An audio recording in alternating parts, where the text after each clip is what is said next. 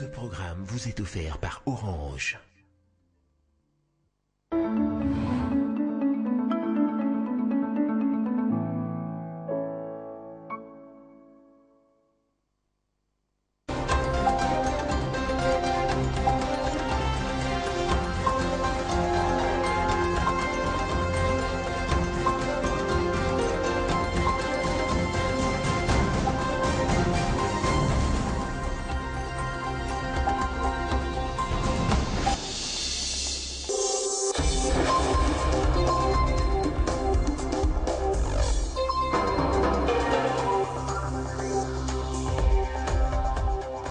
La délégation congolaise qui est allée rapatrier le corps de Papa Wemba depuis Abidjan, capitale de la Côte d'Ivoire, est arrivée à Kinshasa ce jeudi 28 avril avant midi. Ils ont été accueillis par le Premier ministre et le président de l'Assemblée nationale de la RDC, alors qu'une foule d'anonymes s'était rangée depuis l'aéroport de Ndjili jusqu'à l'hôpital du Cinquantenaire où le corps a été gardé. Célébration ce jeudi 28 avril de la Journée mondiale de la sécurité et santé au travail. Stress au travail, un défi collectif, c'est le thème retenu cette année par l'Organisation internationale du travail. L'identification des risques professionnels, une priorité pour la RDC. Dans l'actualité également, remise et présentation officielle par le gouvernement et le PNUD du guide méthodologique de cadrage macroéconomique en RDC. La cérémonie présidée par le ministre du Plan a eu lieu en présence des autorités congolaises et des partenaires au développement. Nouvelle édition du journal, très heureuse de vous retrouver pour vous informer. Kinshasa a accueilli ce jeudi la dépouille mortelle de Papa Wemba en provenance d'Abidjan par un vol affrété de Congo Airways à l'aéroport de Ndjili. C'est un monde fou qui s'est déplacé pour honorer, vous allez voir, la mémoire du roi de la rumba et de la SAP. Sur place, le chef de l'État a été représenté par le président de l'Assemblée nationale, Aubin Minakou. Regardez. Cette année vers 40, que l'avion de Congo Airways ayant à son bord le corps de Papa Wemba atterri à l'aéroport international d'Ndjili. Émotion, désolation, tristesse, les membres des familles, artistes et musiciens, mélomanes, tous sont inconsolables. Papa, papa,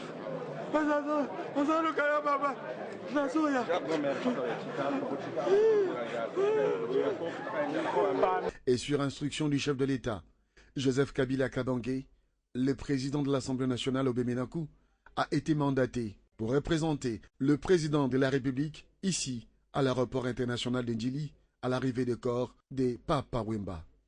L'icône de la musique congolaise a été honorée par les autorités de la République. En témoigne la présence du Premier ministre Matata Ponyo, autres membres du gouvernement, et le gouverneur de la ville-province de Kinshasa, André Kimbuta Yango. Comme on peut les constater, c'est un monde fou qui s'est déplacé pour rendre des hommages à la mémoire de ces chanteurs congolais qui a transcendé des frontières en valorisant la culture congolaise par sa voix des rossignols teintée des tremolos, touchant la fibre sensible des mélomanes disséminés partout dans le monde. Sur le boulevard Lumumba, les cortèges funèbres avaient du mal à avancer à cause d'une foule compacte qui s'était amassée tout au long du boulevard pour voir les corps du roi de la rumba et de la SAP. Sous une bonne escorte, le corps de Papa Wemba a été acheminé à la morgue de l'hôpital du Cinquantenaire dans la commune de Kasavubu. Reconnaissant les valeurs intrinsèques de cet ancien musicien, artiste et chanteur congolais, le chef de l'État Joseph Kabila Kabange a donné des directives pour que les obsèques de Shungu Wembadio soient organisées par le gouvernement congolais, à la hauteur de ses mérites.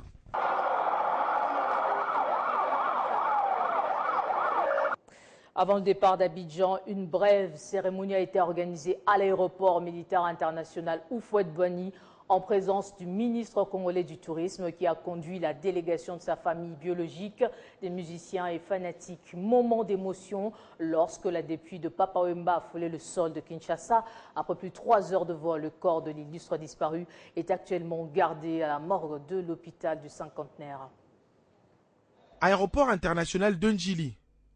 L'avion Patrice Emery Lumumba est prêt à décoller. À son bord, la délégation congolaise chargée de rapatrier la dépouille mortelle de Papa Wemba d'Abidjan à Kinshasa. Il s'agit des officiels, des journalistes et artistes musiciens qui se souviennent du roi de la rumba congolaise. C'est un vieux à moi, je le connais, ça fait plus de 30 ans. Je suis d'abord un Parisien. J'habitais à côté de celui à Saint-Ouen. Je ne crois même pas, je n'arrive même pas à accepter que papa n'est plus, quoi. C'est comme un film pour moi. Après 3h10 de vol, c'est l'atterrissage en douceur à l'aéroport international Houphouët-Boigny. Incident tout de même, la délégation pourtant annoncée n'est pas autorisée à débarquer. Sûrement un problème de coordination entre Kinshasa et Abidjan. Les esprits se surchauffent. On arrive et on nous informe dans l'avion qu'on ne vous attend pas. Parce que la communication à partir de Kinshasa, ceux qui ont organisé cette histoire à partir de Kinshasa, n'ont pas pris le soin de bien communiquer les choses. Et on arrive à l'heure où la cérémonie officielle, d'après ce qu'on attend, moi-même j'aurais cru que ça allait jusqu'à 3-4 heures du matin, mais la cérémonie officielle que ces pays ont organisée pour notre dauphin, pour la star, elle est terminée. C'est-à-dire que là, on est là dans l'avion, on ne sert absolument à rien. Parce que l'idée était de marquer une présence à l'intérieur de cette cérémonie, de dire voilà, l'échantillon est quand même venu. Finalement, nous sommes autorisés à débarquer, mais à l'aéroport militaire. Intense moment d'émotion à l'arrivée du cercueil, difficile de retenir les larmes.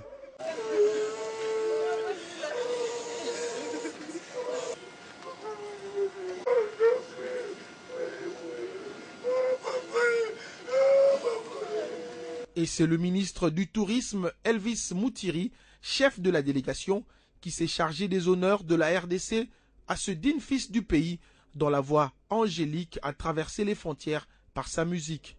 Si on ne parlait pas de Tamon Wemba, j'aurais été jusqu'à dire combien on a envie des Abidjanais d'avoir célébré avec toi ta sortie majestueuse et définitive de la scène comme seuls savent le faire les grands hommes. Fini la cérémonie, destination la capitale congolaise, Kinshasa, qui attendait de pied ferme la dépouille d'Ekoumani, le Kourou, 100% star, formateur des idoles, dont le décès a bouleversé tout un pays et le monde. Abidjan avait organisé une veillée artistique en hommage à Papa Wemba. La Côte d'Ivoire a dit une dernière fois adieu au roi de la rumba tombé arme à la main dimanche 24 avril, dernier jour du festival d'Anoumabo de 21h à 22h, heure de Kinshasa. Jusqu'à ce matin, se sont succédés témoignages, prestations de différents artistes. On parle d'une centaine, dont le Congolais Kofi Olomide. Je vous propose de suivre quelques témoignages depuis Abidjan. Mon peuple, mon pays vient de sortir d'une maladie qui s'appelle Ebola. La Côte d'Ivoire est restée à côté de la Guinée. Et le ministre ici présent, le ministre d'État, a fait un acte. Le président guinéen lui donne le téléphone. Pouvez-vous intervenir auprès de qui? À Salfo, qui est l'institut qui organise ce soir, pour les céder une chanson, pour céder un titre, pour dire c'est fini en Guinée la chanson. C'est moi qui ai organisé ça avec monsieur le ministre, il ne me connaît pas. En solidarité, il a aidé la Guinée à quitter Ebola. Est-ce que Papa Wemba peut mourir ici sans que la Guinée soit ici? Je crois que Papa Wemba n'est pas un mot. Je l'ai rencontré à Tripoli. Il était venu pour l'unité africaine. Il se battait pour l'Afrique. L'unité du continent africain. Pour donner une chance à l'Afrique d'être ensemble. Je l'ai connu dans un combat en Afrique du Sud. Il se battait toujours pour le continent africain. Comme ce monsieur de la Guinée l'a dit, s'il a choisi la Côte d'Ivoire, c'est pas pour rien. Nos condoléances du Niger, nos condoléances du continent africain, nos condoléances du monde. Ton mari est déjà au paradis. Il n'est pas mort, il mourra jamais. Et on l'aime toute notre vie. Parce que c'est un monsieur qui aime la mode, qui aime la création, qui aime la jeunesse. C'est un monsieur qui vous donnera toujours satisfaction, que Dieu l'amène en haut. Que nous sommes venus saluer ce soir est quelqu'un qui a réalisé son rêve. Mourir sur scène. Et pas sur n'importe quelle scène. Sur une scène à Abidjan, la capitale de la Côte d'Ivoire. La Côte d'Ivoire qui l'a tant aimé, qui l'a tant adulé, qui est le pays qu'il a le plus aimé après le Congo. Bonsoir des plaines lignées, j'ai quitté mon beau pays, laissant Abidjan la peine de la Guinée, pour rejoindre les bords du fleuve Congo. J'ai quitté Atchéké, poisson braisé, pour la Chikwan, Sakasaka, Makeba. Voilà, autre chose à présent, célébration ce 28 avril de la Journée mondiale de la sécurité et santé au travail. L'identification des risques professionnels, une priorité pour la RDC, c'est le thème national. Au cours d'une cérémonie organisée ce jeudi à la tête du gouvernement, le vice-premier ministre, ministre de l'Emploi, Travail et Prévoyance sociale, Willy Makiachi, a relevé l'importance de la mise en œuvre d'une politique axée sur la prévention des accidents du travail et des maladies professionnelles. Le principal objectif de cette journée est de promouvoir dans le monde entier une culture de la sécurité et de santé au travail. Jamais na gouvernement a sala musala na ye, droit na ye, ya ko surveiller ba compagnie tout et sera misala zo sala mais sera ba congolais ba zo sala. Selon le dernier rapport du Bureau international du travail, 2 millions de travailleurs dans le monde meurent chaque année dans le cadre de leur travail à la suite d'un accident du travail ou d'une maladie professionnelle. En République démocratique du Congo, la vice-primature ministère de l'Emploi, Travail et Prévoyance sociale s'est assigné des priorités, dont celle d'assurer la promotion des conditions et d'un milieu de travail décent. Et la réglementation sur la prévention. Cette sensibilisation devrait permettre de collecter des données sur l'identification des risques professionnels et de ces faits, arriver à réaliser la cartographie nationale à l'instar des autres pays afin d'en assurer la prise en charge en cas de leur survenance et améliorer l'environnement et les conditions de travail décentes.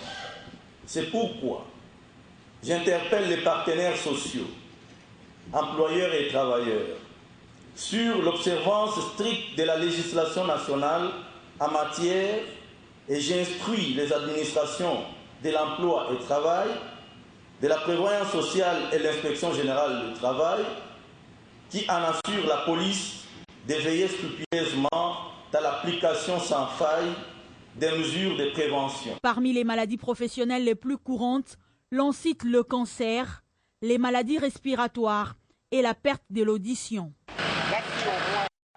Et puis l'un des problèmes que rencontrent les travailleurs à travers le monde, c'est le stress. Et vous l'ignorez peut-être, le stress peut pousser quelqu'un à la mort, bien que faisant partie de notre quotidien. C'est ainsi que la structure Action Médecins Conseil, qui en a fait mention à cette occasion, indique que le stress est un vrai problème de santé publique. Il a été dit ce même mercredi à l'occasion d'une conférence. Le stress dans le milieu professionnel est un problème de santé publique réel. Beaucoup vivent le stress du jour le jour en subissant de gros soucis de santé et peu consultent le médecin. C'est ainsi que pour une prise en compte de cette réalité, l'Action Médecins Conseil a opté à l'occasion de la Journée mondiale sur la santé et la sécurité au travail, organiser une conférence depuis la capitale congolaise sur l'importance d'un programme de prévention et gestion du stress en milieu du travail. On a voulu quand même prendre cette initiative en tant qu'acteur du domaine de la santé pour conscientiser les personnes dans le milieu du travail, évidemment aussi dans la communauté à travers les médias que vous êtes. Les exposés ont tourné autour de plusieurs points en ce sens, notamment la prévention et gestion psychologique du stress en milieu professionnel et ses origines. Avec à la manœuvre le professeur Kaké et Israël Makoko, respectivement psychologue et neurologue. De la bonne matière qui a édifié. Avec la globalisation, les multinationales qui naissent, on a même le courage d'indiquer dans les appels d'offres que non, bon, sont appelés, sont attendus, peuvent postuler des gens qui sont prêts à travailler dans un environnement de haute pression, dans un environnement de stress. Bon, ça, ce sont des choses qu'on a évoquées ici et qui devraient être considérées comme anormales. Pour les membres de l'AMC qui, à cette occasion, présentaient officiellement ces activités, la solution est simple pour éviter la mort. Toujours des solutions de stress existent et il y a des mécanismes pour le gérer, c'est-à-dire pour qu'il ne puisse pas être préjudiciable à notre bien-être, que ce soit au niveau de notre bien-être sanitaire, notre bien-être social. Donc il y a des mécanismes qui existent pour prévenir ou bien gérer ça. Il faut aussi éviter le tabac, avoir une alimentation équilibrée, ajouter à cela la pratique du sport. Car en milieu professionnel, le stress ou la pression exagérée au travail peut influencer la diminution de la motivation des travailleurs. Dans l'actualité également, c'est la présentation officielle et la remise du guide méthodologique de cadrage macroéconomique en RDC par le gouvernement et le PNUD. Ce document conçu par les experts congolais a pour objectif de déterminer le cadre global dans lequel les politiques de l'État s'inscrivent et aussi de maintenir les équilibres macroéconomiques en tenant compte des potentialités réelles de l'économie. La cérémonie a eu lieu aujourd'hui en présence des autorités congolaises mais aussi des partenaires du pays. Premier outil de travail élaboré par des experts congolais, ce guide de cadrage macroéconomique mis en place par le gouvernement est considéré comme le miroir pour la planification de développement du pays. C'est un instrument pour les différents travaux que nous faisons sur le plan de planification du développement. Ce guide est appelé à être revu à tout moment. Un travail réalisé grâce à l'appui technique et financier des partenaires au développement, notamment le programme des Nations Unies, PNUD, afin de soutenir le nouvel agenda de développement. Pour nous, cet appui entre dans notre soutien au développement plus global du pays et en particulier les efforts pour une meilleure planification, une meilleure programmation des interventions de développement du pays. Comprenons 4 chapitres, à savoir le cadre institutionnel et processus de cadrage macro en RDC, principaux agrégats macroéconomiques, sources de données et méthodes de prévision, outils de cadrage macroéconomique utilisés en RDC, enfin, défis et perspectives du cadrage macroéconomique en RDC. Le guide de cadrage macroéconomique sert d'aide à la décision de l'autorité et s'avère particulièrement utile pour orienter la formulation des politiques macroéconomiques crédibles. Au PNUD alors, de le remettre au ministre. L'élaboration de ce cadre permet de faire chaque année des prévisions sur les principaux indicateurs macroéconomiques sous-tendant la loi de finances publiques. Après la déclaration de l'UDPS de s'arroger le droit de choisir souverainement les 12 délégués de l'opposition au comité préparatoire, la nouvelle classe politique et sociale, le dialogue a décidé d'aller au dialogue en indépendant si l'UDPS maintient sa position. Les détails dans ce journal. C'est depuis l'annonce du comité préparatoire que l'UDPS s'est arrogé les droits souverainement des 12 délégués de l'opposition.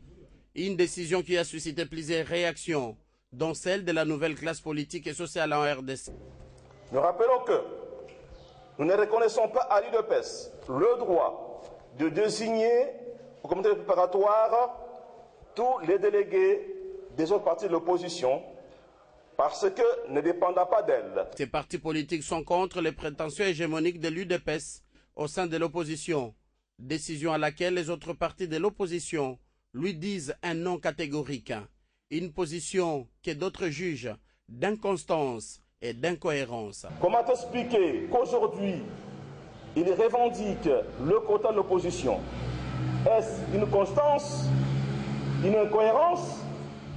Il ne faut pas être politique pour comprendre que l'enjeu principal de ce dialogue est la reconnaissance du pouvoir du président Kabila par ceux qui le contestaient hier.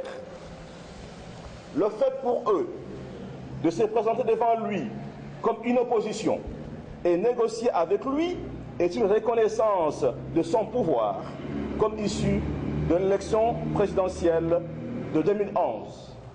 Constance, incohérence. tout en prônant les dialogues pour le bien des Congolais, si l'UDPS, tout en prônant les dialogues pour le bien des Congolais, si l'UDPS tient à sa position, les autres partis et la nouvelle classe politique annoncent qu'ils iront à ces dialogues en indépendant. Parlons cette fois de la deuxième phase de la mission de contrôle paye des agents et fonctionnaires de l'État qui a fait l'objet d'une réunion au ministère du Budget.